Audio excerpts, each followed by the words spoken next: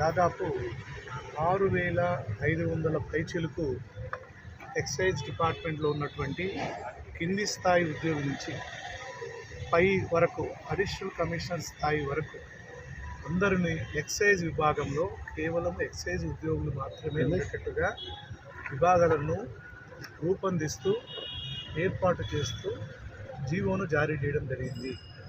అయితే మీకు తెలుసు, గత 4 సంవత్సరాల 4 నెలల కాలం పాటు ఎక్సైజ్ విభాగంలో దాదాపు 70% ఉద్యోగులు ఇతర విభాగం కింద పనిచేయడం వల్ల మేమంతా చాలా ఇబ్బందులకు గురవడం జరిగింది.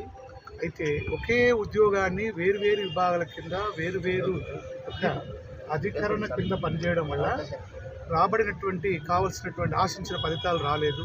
ఇదంతా చూస్తూనే ఉన్నారు. నేరాలు అవన్నీ కూడా పెరిగిపోయినాయి. ఇప్పుడు పూర్తిగా ఏదైతే 2020 కన్నా ముందు, అంటే 5వ నెల కన్నా ముందు ఉన్నటువంటి ఏదైతే ఎక్సైజ్ స్వరూపం ఉందో అది పూర్తిగా అలాంటి స్వరూపాన్ని తిరిగి తీసుకురావడం జరిగింది.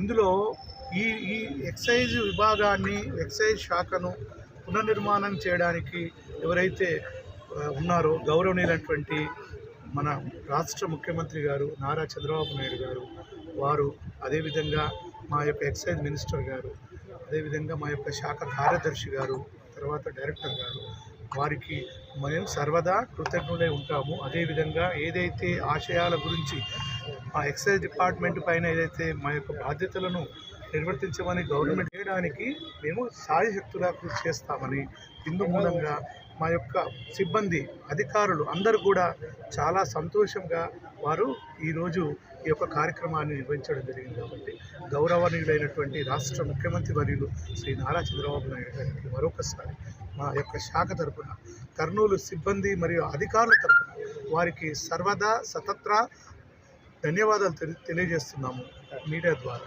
అదేవిధంగా ఇక మీదట కేవలము ఎక్సైజ్ సంబంధించినటువంటి అంశాలు కేవలం ఎక్సైజ్ శాఖ పరిధిలోకే వస్తాయి. ఎక్సైజ్ శాఖ మాత్రమే నియంత్రిస్తుంది, ఎక్సైజ్ శాఖ మాత్రమే కార్యాచరణ అమలు పరుస్తుంది. ఇది కూడా మీ ద్వారా ప్రజలందరికీ తెలియపరచవలసి. ఈరోజు ఏం చేశారు చెప్పండి. ఈరోజు ఈ యొక్క సంతోషకరమైనటువంటి సందర్భంగా మా యొక్క అధికారులు మరియు సిబ్బంది రాష్ట్ర ముఖ్యమంత్రి వర్యుల గారికి, అదేవిధంగా ఎక్సైజ్ శాఖ మంత్రివర్యులకి క్షీరాభిషేకం చేసి మా యొక్క కృతజ్ఞతను ఈ విధంగా